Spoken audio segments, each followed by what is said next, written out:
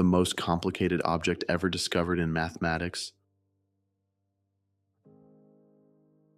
A shape you could zoom into for the rest of your life and never see the same pattern twice. Should need a monstrous equation behind it, pages of symbols. It's this, one line, shorter than your Wi-Fi password. So, how does one line contain infinite complexity? And why did the first people to see it think their computer was broken?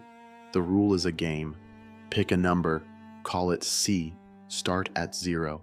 Square what you have, add C, repeat forever. Every number does one of two things. It escapes to infinity, or it stays trapped. Now play the game on the two-dimensional plane of complex numbers. Every point is a value of C. Color the trapped points black, the escapers by how fast they run. Do that for every point.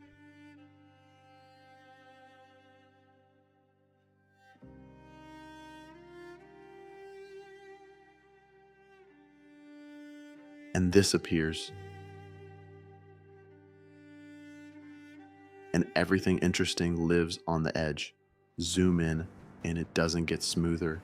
It gets worse. Spirals made of spirals and buried millions of magnifications deep. The whole shape again. Perfect copies all the way down, never repeating exactly. The area is finite. The boundary is infinitely long. Here's the impossible part. The men who discovered this math never saw it. In 1918, Gaston Julia, a soldier wearing a leather strap across a ruined face, mapped these iterations entirely by hand in his head. Drawing one point takes hundreds of calculations. He was describing a cathedral in the dark, by touch. The field died.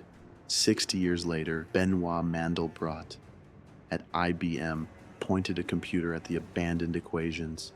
The first printout came out looking like a smudged beetle, surrounded by specks of dirt. Obvious diagnosis, broken printer. They cleaned it and reran. The specks came back, same places every time.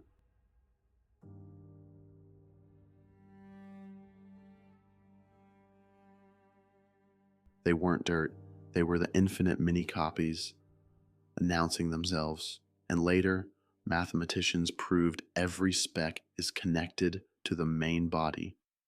One single piece. That's why they thought the computer was broken. In 1991, a grad student counted how many steps points near the set's narrowest pinch take to escape. 3, 31, 314, 3,141. Pi, hiding in a one-line formula. Nobody put it there. Nobody knows a deep reason why.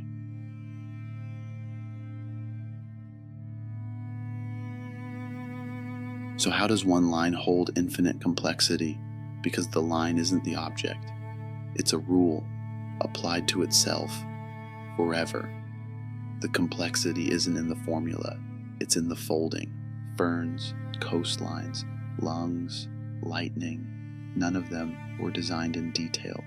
They're one-liners, run for a long time. Nature's intricacy might be cheap, simple rules that never stopped running. One line, infinite depth.